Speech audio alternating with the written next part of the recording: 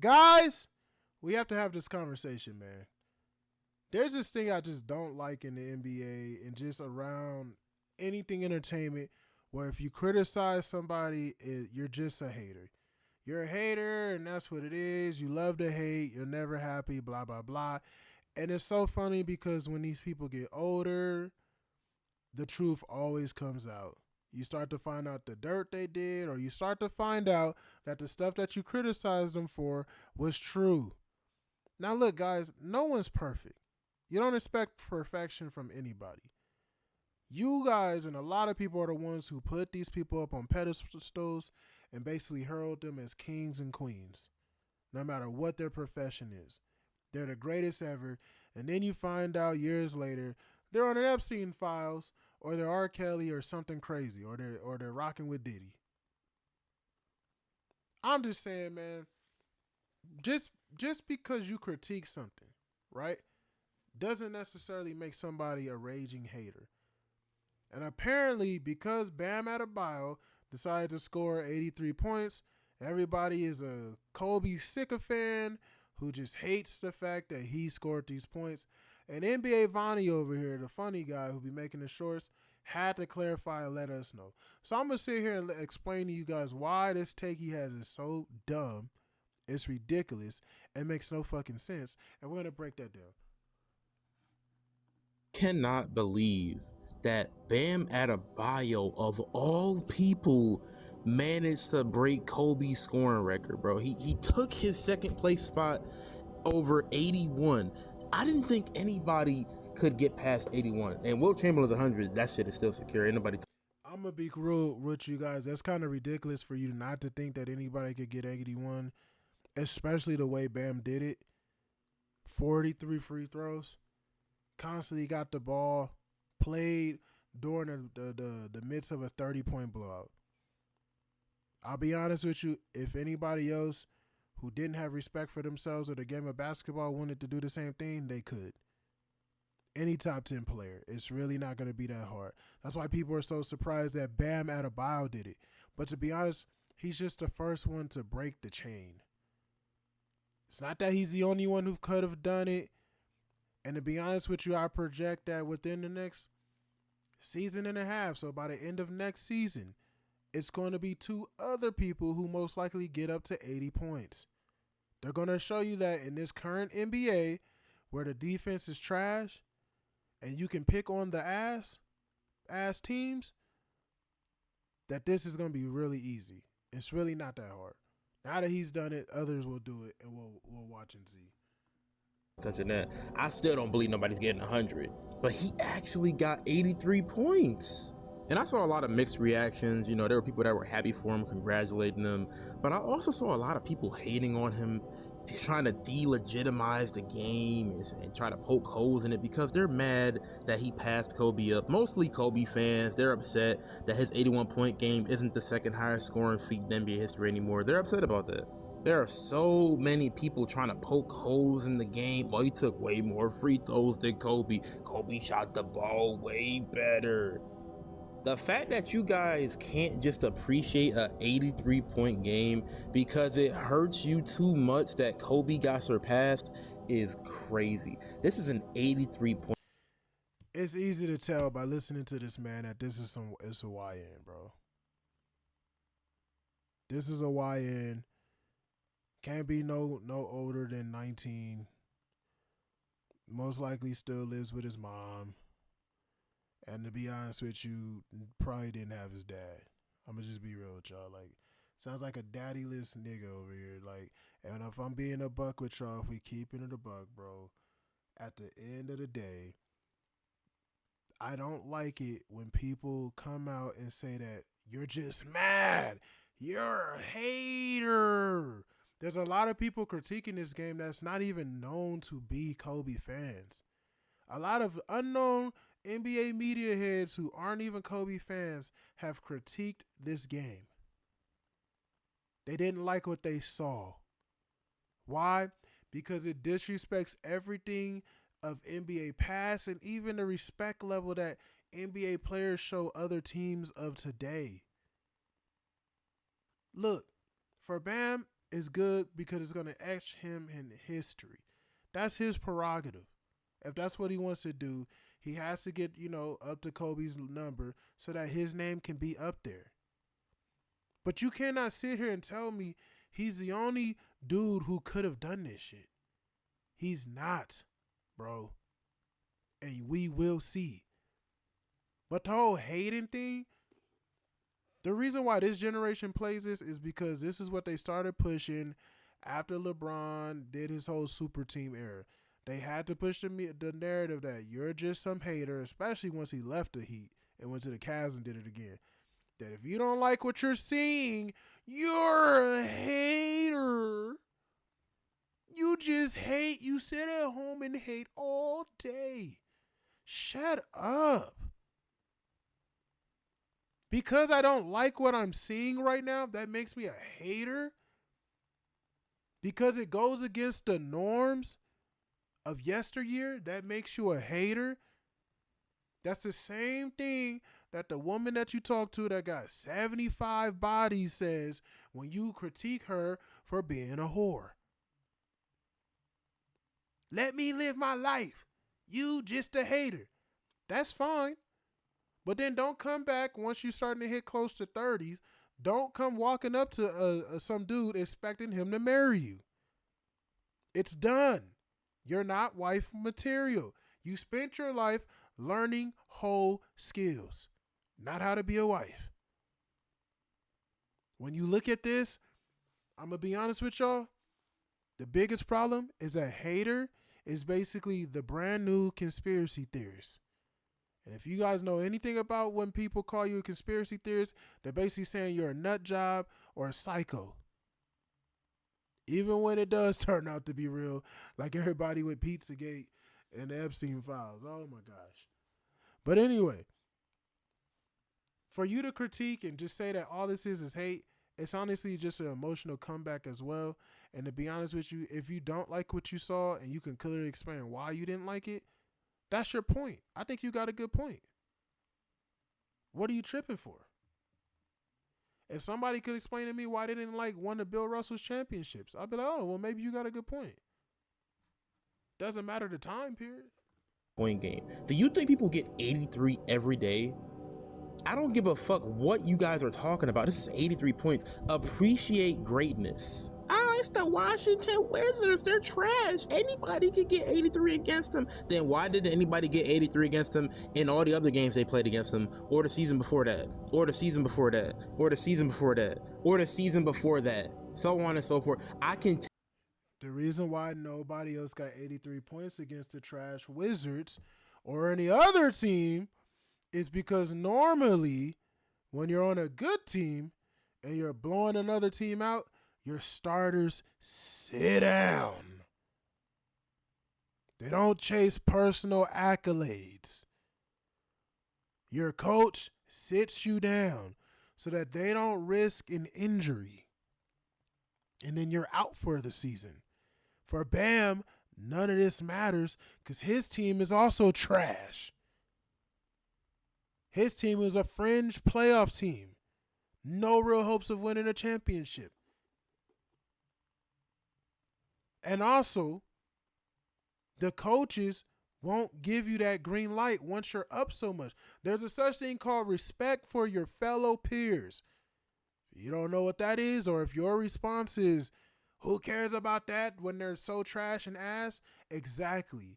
You don't get it. You clearly don't understand it like most men do. Tell you the worst team in the league every single year. The league has had trash teams for 80 years, and only 3 people have ever scored 80 plus.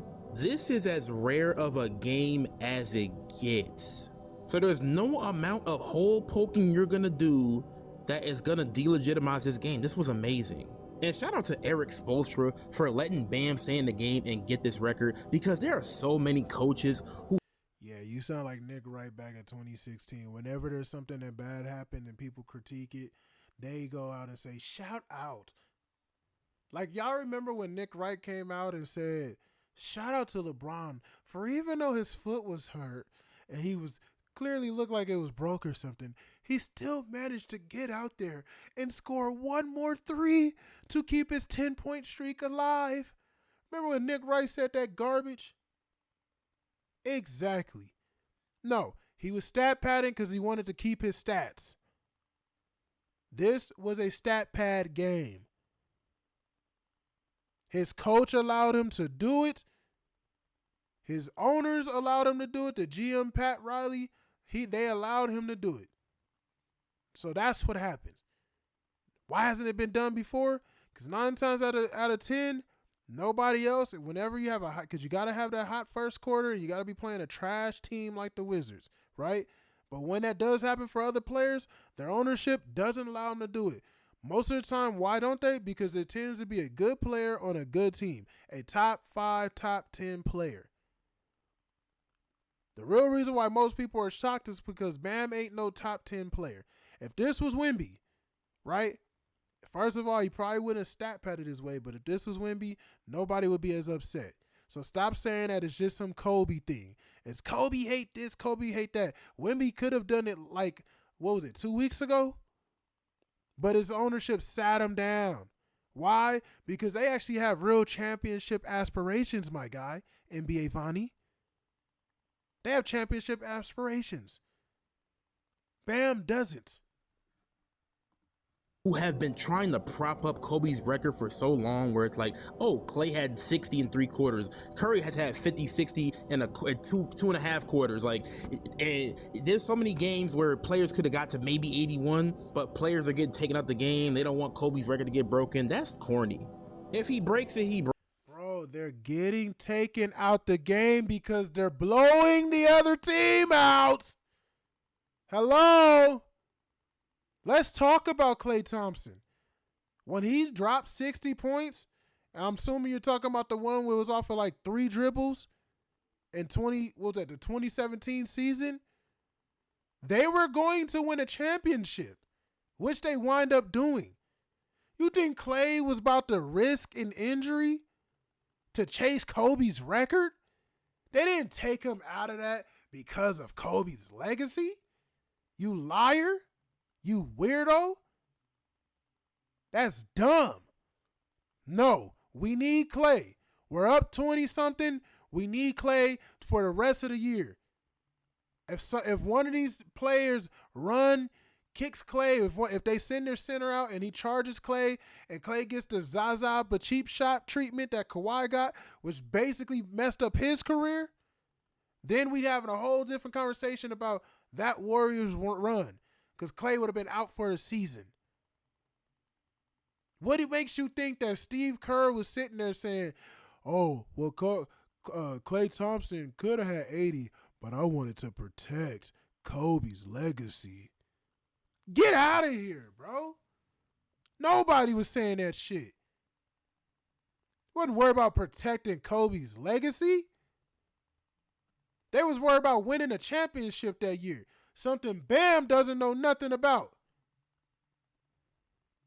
And on top of that, he was highly efficient with his shots. 3 dribbles. He didn't stat pad to 60. Bam stat padded to this 83. Now, if there was a call made from upstairs that said keep Klay in the game and keep feeding him the ball, everyone else, they could have did it. But why? Why is the biggest question? What are you getting out of this? For Klay, it would have been a potential injury that could have messed up the Warriors' chance of winning a championship. Same thing for Steph, because you mentioned him. For Bam, nothing. He's getting nothing but glory because now he gets to be the second all-time scorer until somebody breaks that record in the next couple of years.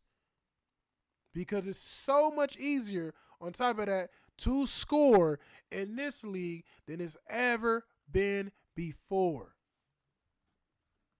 Breaks it. If he doesn't, he doesn't. Like, just let it. Let's see what happens. Like, come on, don't pull somebody out the game to artificially prop up somebody's record. And look, lies. They didn't artificially prop up Kobe. Nothing.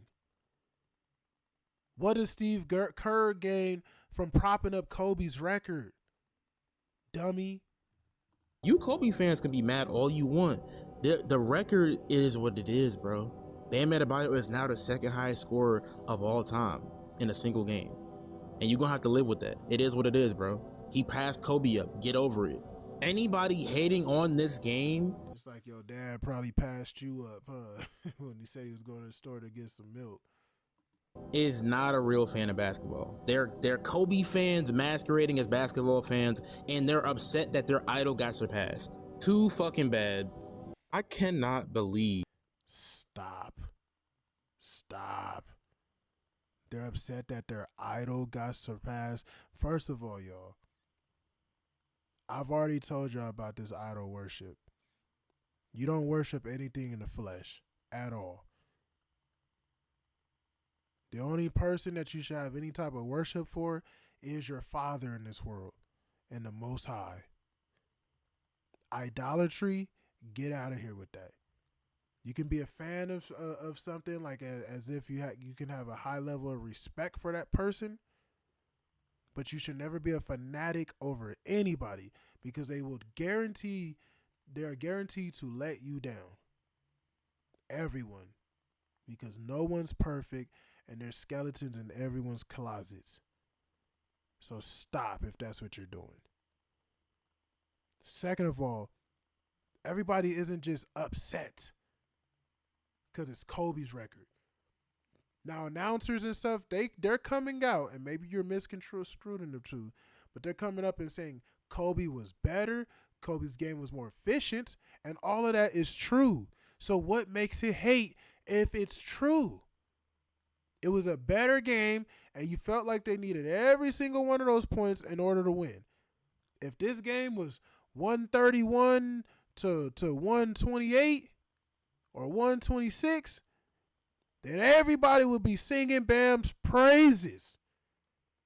They would be sitting there saying, Bam, you willed that team to glory.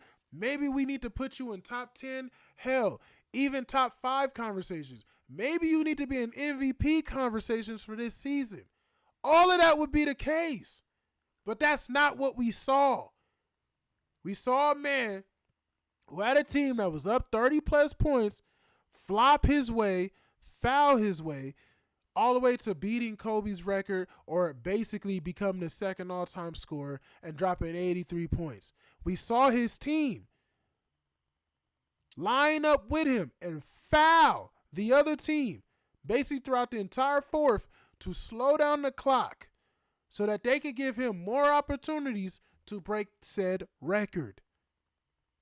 We saw a coach that greenlit that shit. Most likely by the behest of their own GM and Pat Riley. So stop, bro.